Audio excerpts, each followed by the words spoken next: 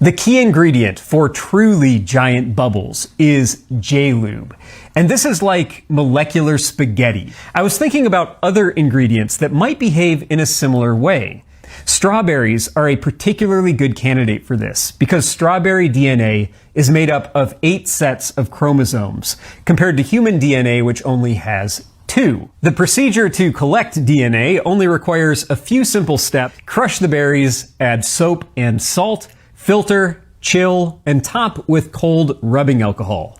The DNA floats to the top, and there we have it.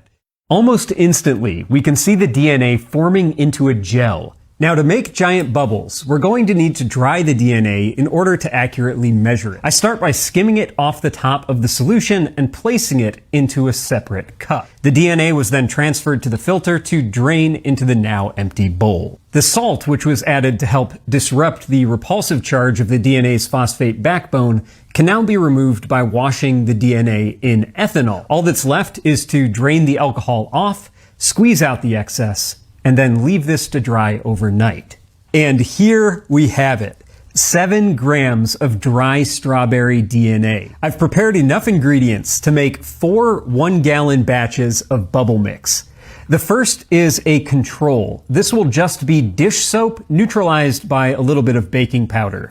J-Lube is what I use in my normal mixture, and then we have DNA. And then the last batch will use PEO. PEO is the active ingredient in J-Lube. However, it's quite different in practice. Each bucket starts with 1 cup of Dawn Platinum, and then the J-Lube and PEO are added directly to the detergent and mixed in. After this, 3.5 grams of baking powder can be added to neutralize each of the solutions. And for the DNA, I decided to go with a slightly different process. I pre-mixed it with water and blended it thoroughly until it was lump-free. This then goes into the bucket, and everything else is done the same from there. 3.5 grams of baking powder is stirred in, and the same is now done for the control. Each bucket gets 1 gallon of water to top it off to the same line, and once mixed, these bubble solutions are complete. All right, we have a different situation this morning. 97% humidity. These are the ideal conditions for giant bubbles. I'm hoping we can make some monsters today. The first test with the J-Lube mixture.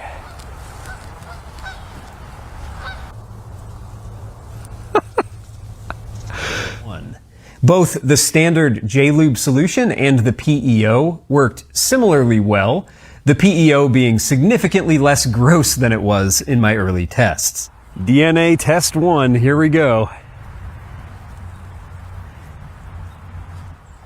Ooh, that was pretty long lasting. Freestanding, come on. Yes! Yes!